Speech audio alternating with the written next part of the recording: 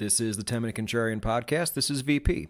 We're a solutions-based podcast, diving into the world of contrarian investing and alternative finance. You can find us hosted on the No Nonsense Forex YouTube channel, NoNonsenseForex.com, and podcast players everywhere.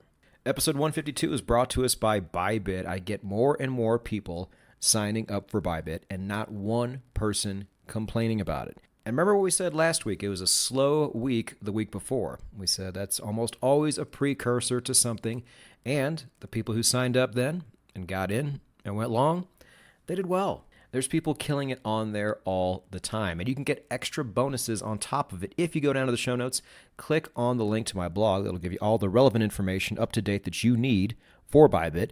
You click my affiliate link at the bottom, get yourself signed up. As soon as you start trading, you're going to get an immediate cashback bonus, access to all the giveaways, contests, promotions, airdrops they have in their ecosystem, and then you will finally understand what all the fuss is about, because with Bybit, membership has its rewards. It is the 10-Minute Contrarian Podcast, and what a week, huh? Everything is up. The stock market's a little bit up. Gold and silver are up a lot. Copper is up a lot. Bitcoin and most of crypto is up a lot. Uranium stocks are up a lot. Now, we here at the 10-Minute Contrarian Podcast do not take things on a week-by-week basis, but it's good to see, right? Now, to throw water on this whole thing, let's break everything I just said down, because I want to pump the brakes a little bit on the enthusiasm here. First off, gold and silver. I just got done talking about this in the Discord forum. Might be a bit of a fugazi run-up in gold and silver because there's no real catalyst. It's like, did the market just now figure out what was going on in Shanghai? Like, we were talking about this a month ago. Now, could it have been something that triggered algorithms with some of the larger firms out there? I don't know. But in all fairness, I'm very critical when the price of things drop for no real reason, and I'll be equally as critical when things go up for no reason. And I'm not saying it's no reason with gold and silver, but it's just like this much. It must have been something really big. And I look back and like, okay, what could this big thing be? And it's just not there. So I would love to be wrong here, but we'll see. Now with copper, if you guys read the blog on Thursday, you know my feelings here. I think copper will go down with the recession because we won't be building anything. It is unique to most industrial metals out there, but it is still classified as one. And so I just feel like any run-ups that we see up until then are going to be a bit fleeting. I have copper exposure. I don't have the full lot of copper exposure because I am expecting prices to go down. But man, this is one of those, you better cover your ass if you're wrong, because this is a run, a generational run you are not going to want to miss out on. So sometimes you just got to suck it up and buy at higher prices, because when history is written, all of these prices are going to be extremely cheap, no matter if you get them where they are right now or $1 or so less. It's probably not going to matter.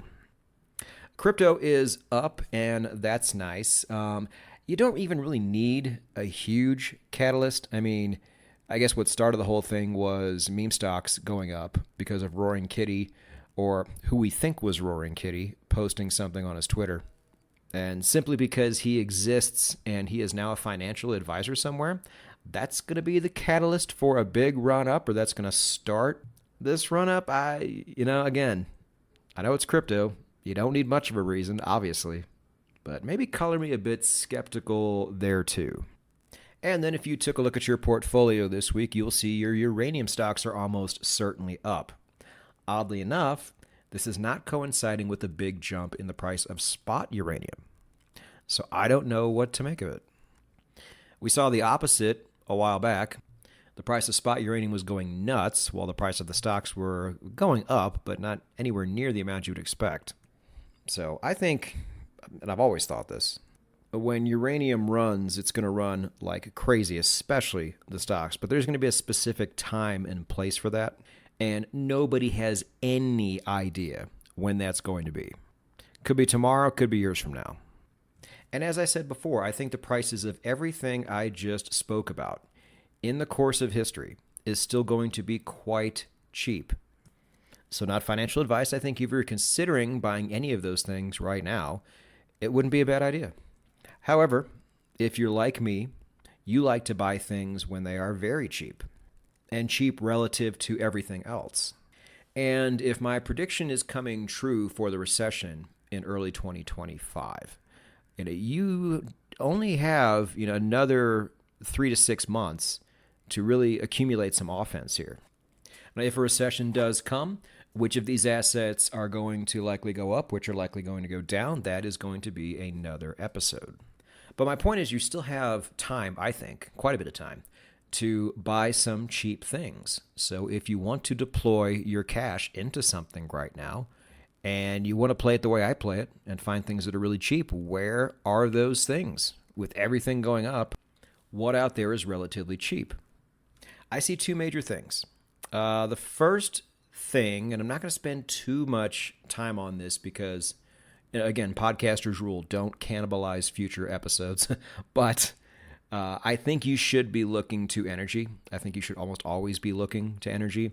I'm really doing my best to craft my best energy portfolio possible before the energy crunch really starts to happen. Again, we don't know when that's going to be. We don't know if the recession is going to make the situation any better or any worse. But I'm not trying to time this thing up to the day. I am just trying to get everything in order now while I still see cheap prices. And look, cheap prices are not going to be everywhere. I do think we still have the Biden administration getting ready to drop gas prices.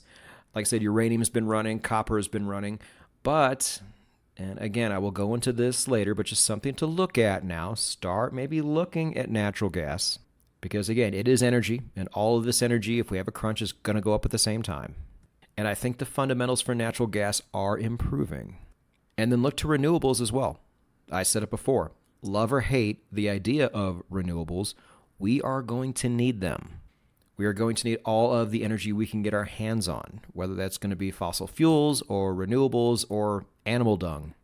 There's only X amount of molecules out there, X amount of electrons out there, and you still have billions of people out there without electricity, and they're going to want it, and they're probably going to get it. So there's going to be even less to go around. Like I said, I'm really working to build my energy portfolio. Will I personally be buying natural gas? No, I'm already pretty deep into natural gas and I'm already way down. But like I said, I'm trying to build the portfolio as a whole. But the second sector I want to talk about that I still think is quite cheap right now. And I didn't put it in the title because every time I talk about this, I do the worst numbers possible because so few of you are interested in this for some reason. And that's going to be the Web3 gaming sector. People only want to buy this sector when everybody is super excited about it. And that problem is twofold. One, that's not ever when you're supposed to buy. You're supposed to buy before that. And two, as I keep saying, we are still early. When Alex Becker came out in January and did a bunch of videos on this, I came out myself and I said, Alex is exactly right about all of this, but his timing is still way early. The sector is not going to take off in 2024. Even if some of the most amazing games we've ever seen in the space come out this year, which I don't think they are, for one. But if they do, the entire sector and the entire public still needs to wake up to it, and that takes time. I told every single community I'm in, I'm like, guys, as soon as this game fully releases, if it doesn't take off the way you think it does, that should be fully expected. There's going to be a lot of dumb little kids on the forums pissing and moaning that they didn't make super duper returns on their money right after release. I'm like, that is not how this is going to work. You need worldwide excitement in this sector. You need a complete mind shift over time to happen. And this takes a while. Now, again, I said 2025 is when I think the earliest is going to be to where this whole sector really kicks off and starts its ascent to where it really never looks back. There's going to be a time where younger kids who are young now, are going to grow up and they're going to have the chance to play a game that gives them nothing or a game that gives them something back and possibly makes them money and possibly makes them a lot of money. And I think when faced with those two choices, it's going to be an easy choice. Because I also think by then the quality of these games is going to be pretty much on par with each other. Now, at the same time, even though we're early. We know here I'm always too early on everything, but my overall portfolio is doing pretty darn well because I didn't sit there and try to time it up to the week or the month right before the entire sector explodes. I just went ahead and bit down, played through the pain of buying something that still has a very uncertain future to it. But at the same time, I did enough research to where I felt that the horses I was backing were going to be winning horses. And there is still time to do this. And we saw a good run-up in some of these tokens, especially the ones Alex was behind. I'm sure he is still every bit as behind them now as he was then. But you were getting most of them, even now with this last run-up this past week, anywhere from 50% to 80% off from where they were a year ago today, back when absolutely nobody gave a shit. And that's what I really, really love to see. A little bit of proof of concept, which we don't get much of in this crypto space. So if you want to play this space, the way I've chosen to do it is a more broad scale approach. Really start going in on the chains that I think are going to matter, and then go one level down and go more towards, I call them gaming studios. They're not. They're more gaming layers that have a lot of games underneath them, right? So if you have 50, 70 games under your umbrella, that's good because it's almost like you're buying a VC fund.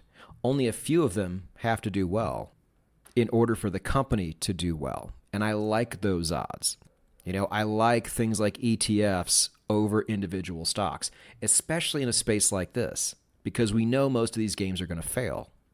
Now, if you want a little extra help as to where to go in terms of where to look, I would suggest going to YouTube and typing in gaming token tier list, and then find out who the big players are in this space, and they all make tier list videos, and go see what they like the best.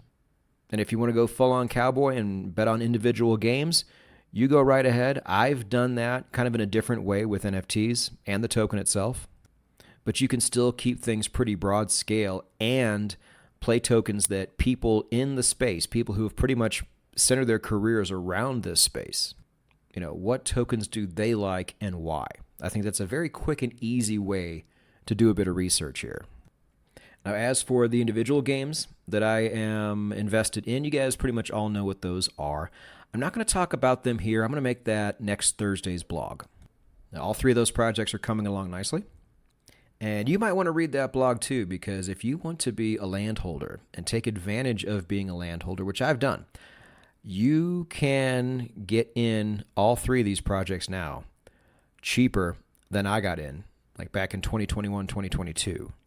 Now, do I regret getting in when I did? Absolutely not. There have been a lot of benefits of owning land in these projects, including all of the staked and free tokens I've gotten as a result. But as far as entry prices, to really have some skin in the game to what could be the future of gaming titles, like you can get in cheaper than I did with that proof of concept. We already know how far along these titles are. We know they're actually going to become games, to where it was anybody's guess years ago. Now it's not. So I think we're in a really sweet spot environment when it comes to investing in this space, regardless of how you want to do it. The space overall, in terms of what we invest in here, is going to be on the more speculative side. So proceed with caution. But even after a great run-up and a great week, and what's really been a really nice 2024, it's going along exactly the way we thought. But there are still some real opportunities to be had simply from a price perspective. How you play it is up to you, but don't be afraid to be too early. We have done nothing but be too early on this podcast. And things are going pretty darn well, aren't they? Maybe we weren't crazy. Maybe we were just early.